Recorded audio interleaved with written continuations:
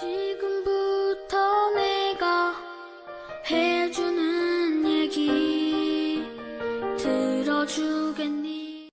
할렐루야. 12월 11일 금요일 새벽입니다.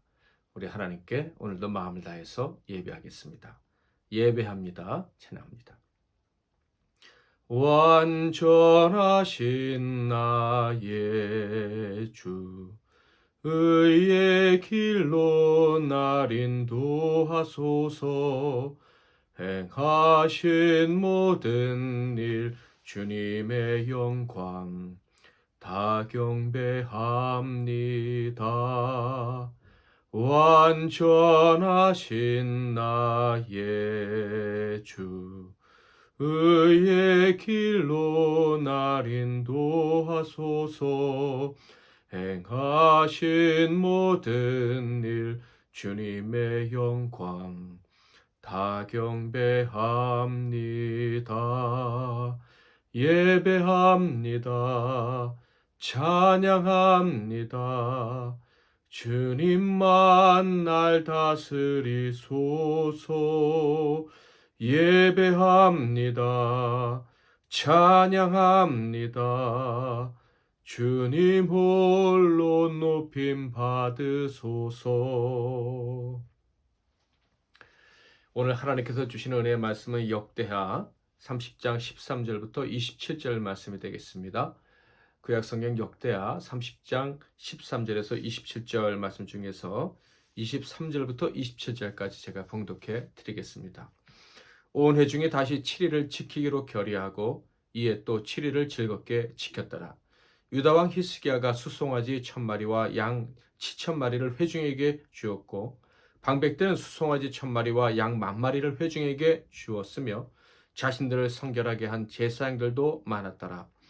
유다 온 회중과 제사장들과 레위 사람들과 이스라엘에서 온 모든 회중과 이스라엘 땅에서 나온 나그네들과 유다에 사는 나그네들이 다 즐거워하였으므로 예루살렘에 큰 기쁨이 있었으니 이스라엘 왕 다윗의 아들 솔로몬 때로부터 이러한 기쁨이 예루살렘에 없었더라. 그때 제사장들과 레위 사람들이 일어나서 백성을 위하여 축복하였으니 그 소리가 하늘에 들리고 그 기도가 여호와의 거룩한 초소 하늘에 이르렀더라. 아멘. 오늘은 온 백성이 즐거워하는 예배, 온 백성이 즐거워하는 예배라는 제목으로 하나님 말씀을 상고하겠습니다. 히스기야의 종교개혁이 시작되고 예배가 회복되었습니다. 그리고 드디어 6월절 축제가 시작이 되었습니다. 솔로몬 이후 처음으로 온 회중이 큰 기쁨 가운데 지켰던 6월절 절기였습니다.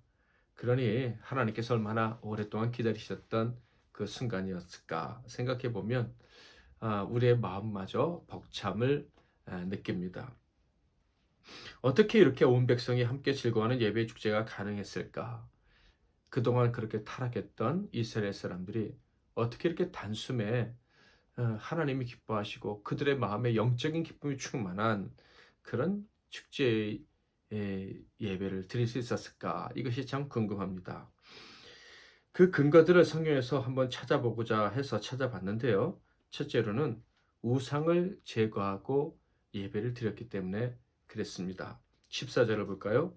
무리가 일어나 예루살렘에 있는 제단과 향단들을 모두 제거하여 기드론 시내에 던지고, 역대하 29장 16절에 보면은 제사장들이 성전 안에 들어가서 더러운 것들을 다 바깥에 기드론 시내로 가져가서 버렸다, 이렇게 기록되어져 있는데요. 이제 백성들마저도 모든 우상 숭배했던 가증한 것들을 기드론 시내로 다 가져가서 던져버렸다, 기록되어져 있습니다. 우상을 제거하지 않으면 참된 예배가 시작이 될 수 없는데 그들이 우상을 제거함으로 하나님이 기뻐하시는 예배, 나아가서 축제 예배를 드릴 수 있었다 하는 거예요. 이것은 오늘날 우리가 예배 드릴 때에도 어떤 태도로 예배해야 되는지를 가르쳐주고 있습니다. 만약에 우리 예배에 감격이 없다, 기쁨이 없다라고 생각이 되신다면은 혹시 내가 하나님보다 더 사랑하는 것을 마음에 품은 채로 예배하고 있지는 않은지 돌아보아야 할 것입니다. 하나님보다 더 귀하게 여기고 섬기는 그 우상을 가지고서는 하나님께 참된 예배 그리고 기쁨이 넘치는 예배를 드릴 수가 없는 것입니다. 또한 자신을 성결하게 한 후 드리는 예배였기에 그 예배를 하나님이 받으시고 그들은 기쁨이 넘쳤습니다. 15절 16절을 볼까요?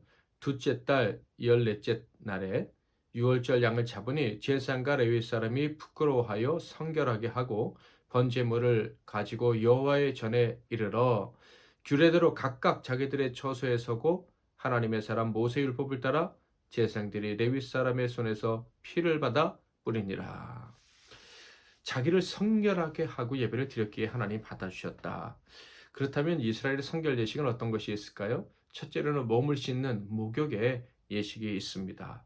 그리고 더 중요한 예식이 있는데 바로 피 뿌림으로 말미암아 죄 용서 받는 예식이 있어요. 속죄의 제사가 필요했다 하는 것입니다. 그러니까 그들이 그렇게 기쁘게 예배를 드릴 수 있었던 것은 그들의 몸도 깨끗하게 했지만은 그들의 죄를 하나님께 회개하고 나와서 예배를 드렸기 때문에 그들이 그 기쁜 감격스러운 예배를 회복할 수 있었다 하는 것이죠. 목욕은 자기 힘으로 할 수 있을지 몰라도 죄 씻음은 스스로 안 되는 것이죠. 자정작용이 일어나지 않습니다. 오직 예수의 보혈을 의지해야만 그 죄 씻음의 은혜가 있는 거예요. 그러므로 우리는 예배할 때마다 예수의 보혈의 공로를 의지해서 우리 죄를 회개하고 정결하게 해주시기를 바라는 마음으로 예배의 자리에 나가서 나아가야 하는 것입니다. 그래야 하나님이 우리 예배를 받아주시는 것이죠. 죄악에 물든 자신을 돌아보지 않고 겸손히 회개하지 않는 사람은 축제 예배, 감사와 감격이 있는 예배를 드릴 수가 없는 것입니다. 역대하 29장 31절에 보면 헌신 그리고 헌금도 성결 예식 후에 드릴 수 있었다는 것을 알 수가 있어요. 이에 히스기야가 말하여 이르되 너희가 이제 스스로 몸을 깨끗하게 하여 여호와께 드렸으니 마땅히 나와 제물과 감사 제물을 여호와의 전으로 가져오라 하니 회중이 제물과 감사 제물을 가져오되 무릇 마음에 원하는 자는 또한 번제물도 가져오니 몸과 마음을 깨끗하게 했으니 이제 제물을 가져와라. 이렇게 히스기야가 말하는 모습을 지금 들으셨습니다. 몸과 마음이 깨끗해지지 않으면 뭐 제물도 드릴 수 있고 봉사도 할 수 있겠지만 하나님이 받으시지는 않는 거예요. 우리 주님의 피에 언제나 우리를 잠그고 회개하는 마음으로 겸손히 예물도 드리고 또 우리의 몸과 마음, 시간 드릴 수 있기를 바랍니다. 또한 율법의 정신을 올바로 이해하고 드렸기에 그 예배가 축제가 되었고 기쁨이 넘치게 되었던 것이죠. 17절 18절을 보겠습니다. 회중 가운데 많은 사람이 자신들을 성결하게 하지 못하였으므로 레위 사람들이 모든 부정한 사람을 위하여 유월절 양을 잡아 그들로 여호와 앞에서 성결하게 하였으나 에브라임과 므낫세와 이사갈과 스불론의 많은 무리는 자기들을 깨끗하게 하지 아니하고 유월절 양을 먹어 기록한 규례를 어긴지라 히스기야가 그들을 위하여 기도하여 이르되 선하신 여호와여 사하옵소서. 모든 사람이 정결하게 하고 그래서 온 마음을 다 예배를 드렸는데 이 제사를 드리다 보니까 성결 예식을 치르지 않은 채 예배를 드리는 사람이 있었던 것입니다. 심지어 성결하지 않은 사람이 유월절 음식까지 먹었다. 기가 막힌 일이 벌어진 것이죠. 그러면 분명히 죽는다라고 율법에 쓰여져 있는 부분도 있습니다. 왜 이런 실수를 했을까? 그것은 아마 그들이 시간이 부족했거나 너무나도 우상 숭배에 찌들어서 성결하게 해야 된다는 그런 의식 자체가 부족했기 때문이 아닐까 생각이 듭니다. 그들의 운명은 어떻게 되었을까요? 그런데 놀랍게도 히스기야가 선하신 여호와여 사옵소서라고 기도했습니다. 이어서 이렇게 기도합니다. 19절 결심하고 하나님 곧 그의 조상들의 하나님 여호와를 구하는 사람은 누구든지 비록 성소의 결례대로 스스로 깨끗하게 못하였을지라도 사옵소서 하였더리. 너희들이 왜 율법을 어겼느냐? 너희 때문에 우리의 이 거룩한 유월절 축제가 망가졌다 하면서 무섭게 책망할 수도 있었을 거예요. 그런데 히스기야 하나님께 용서와 자비를 구합니다. 이것은 율법을 어기는 것일까요? 아닙니다. 율법의 더 깊은 근본 정신을 이해하고 있었던 거예요. 이것은 히스기야가 처음 말한 것이 아니고 바로 솔로몬 때부터 이미 예, 하나님의 사람들에겐 알려져 있었던 이 율법의 정신이었던 거예요. 역대하 7장 14절을 볼까요? 내 이름을 일컫는 내 백성이 그들의 악한 길에서 떠나 스스로 낮추고 기도하여 내 얼굴을 찾으면 내가 하늘에서 듣고 그들의 죄를 사하고 그들의 땅을 고칠지라. 혹시 잘못됐다는 것을 깨닫고 자기를 낮추고 회개하고 기도하면 하나님이 용서해 주신다, 고쳐 주신다. 이것이 솔로몬이 영광을 받아서 기도한 기도의 내용입니다. 그러므로 히스기야는 이 말씀, 솔로몬의 기도를 의지해서 하나님, 저들이 비록 잘못했지만 하나님의 사랑으로 용서해 주십시오. 저희들이 고의로 그런 죄를 저지른 것이 아니니 불쌍히 여겨 주십시오. 기도했더니 어떻게 됐나요? 20절 여호와께서 히스기야의 기도를 들으시고 백성을 고치셨더라. 이 부정한 자들을 정결하게 하셨다 하는 것입니다. 그런데 이 사건으로 말미암아 부정했던 사람들만 고침을 받은 것일까요? 아닙니다. 모든 사람이 다 고침을 받는 감격을 누렸을 거예요. 사실 정결 예식만으로 누가 자신을 깨끗하다고 할 수 있겠습니까? 다 양심의 거리낌을 가질 수밖에 없었을 거예요. 지금까지 우상 숭배하던 자들이 그 피 한번 뿌렸다고, 물론 주님은 깨끗하다 하셨겠지만 자기 양심이 예, 걸리지 않을 수가 없었을 거예요. 그런데 하나님이 그렇게 용서해 주실 것을 보면서 그들의 용기와 희망을 얻으며 기뻐할 수 있었을 것이다.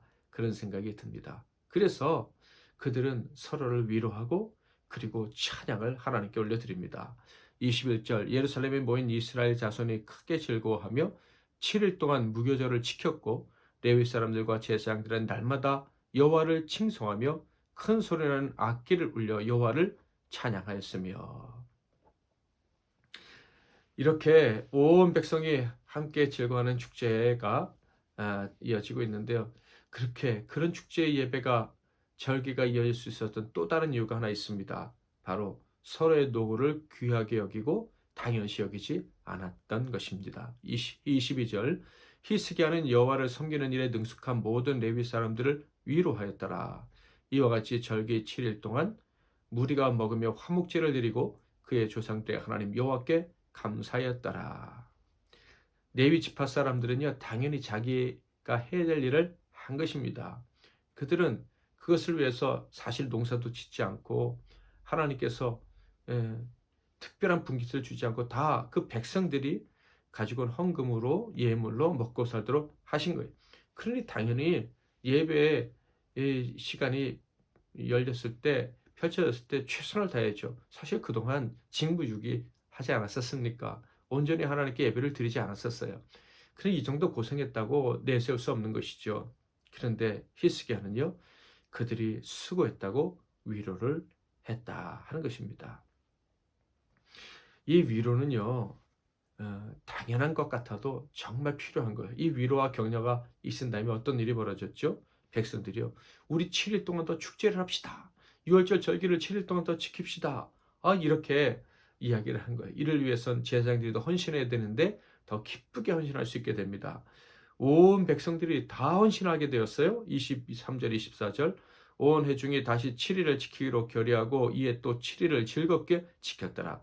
유다 왕 히스기야가 수송아지 1000마리와 양 7000마리를 회중에게 주었고 방백들은 수송아지 1000마리와 양 10,000마리를 회중에게 주었으며 자신들을 성결하게 한 제사장들도 많았더라. 이렇게 서로를 위로하고 격려하고 사랑하니 하나님께 예배하는 것이 얼마나 좋은 일인지 그들이 더 깊이 깨닫고 일주일 동안 더 제사를 드립시다 했더니 왕이 그 백성들이 이 절기 동안 먹을 수 있는 음식을 내놓고 그 다음에 이 백성들의 방백들 높은 사람들도 다 이 백성들이 먹을 수 있는 양식을 다 내놓아서 기쁨으로 먹으면서 축제를 즐겼다 하는 것입니다.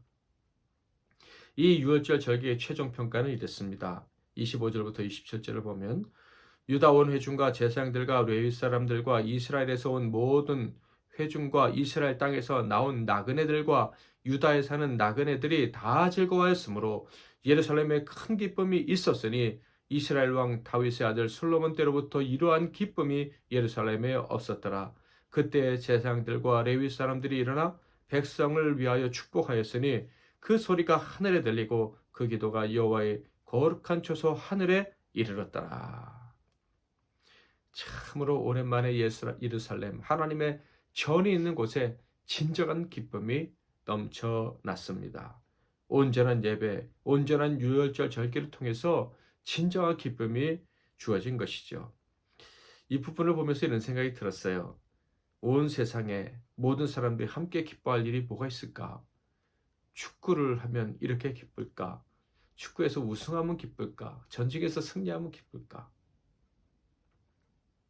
하나님을 예배하는 것만큼 온 공동체가 기뻐할 일은 세상에 없습니다.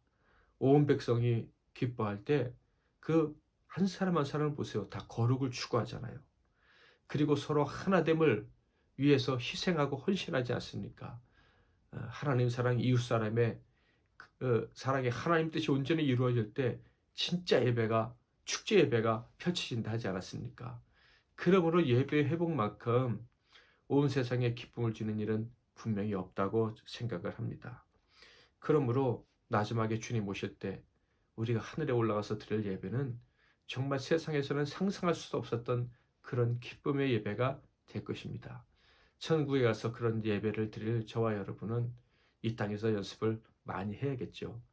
하나님이 기뻐하시는 모습으로 자신을 거룩하게 함으로, 예, 그리고 진정으로 사랑함으로, 예, 서로를 격려함으로 하나님을 예배해서 이 땅에서, 예, 장차 우리가 누릴 그 기쁨을 미리미리 조금씩이라도 맛보면서 살다가 천국에 다 갔으면 좋겠습니다. 완전해 보이는 그 거룩한 예배, 그 예배, 그 복된 예배의 삶이 저와 여러분의 삶에서, 우리 교회에서 늘 펼쳐질 수 있기를 주님의 이름으로 축원합니다. 예배할 때 하나님 모든 것을 회복시켜 주실 줄 믿습니다. 예배합니다. 한 번 더 찬양합니다. 완전하신 나의 주, 의의 길로 날 인도하소서. 행하신 모든 일 주님의 영광 다 경배합니다. 완전하신 나의 주, 의의 길로 날 인도하소서. 행하신 모든 일 주님의 영광 다 경배합니다. 예배합니다. 찬양합니다. 주님만 날 다스리소서. 예배합니다. 찬양합니다. 주님 홀로 높임 받으소서. 아멘. 오늘 여러분에게 주신 기도의 제목은 무엇입니까? 그것을 가지고 기도하시고 또 각자 하나님께 마땅히 올려드려야 될, 그리고 올려드리고 싶은 기도의 제목들 믿음으로 구하시고 하루를 시작하시기를 바랍니다. 제가 먼저 잠깐 기도하겠습니다. 하나님 아버지, 오늘 이 아침에도 우리 성도들이 각자의 위치에서 이렇게 마음을 모아 하나님을 예배할 수 있도록 허락해 주시니 감사합니다. 우리의 예배가 하나님께 올려드리면 드릴수록 우리의 마음을 더 기쁘게 하고 감격스럽게 하고 벅차오르게 되기를 소망합니다. 하나님이 기뻐하시는 모습으로 하나님께 예배하고, 그래서 그 예배가 축제가 되고 온 세상에 기쁨이 넘칠 수 있는 그런 복을 우리 평생 누리게 하시고 천국에 가선 영원히 누리게 하옵소서. 예수 그리스도 이름으로 기도하옵나이다. 아멘.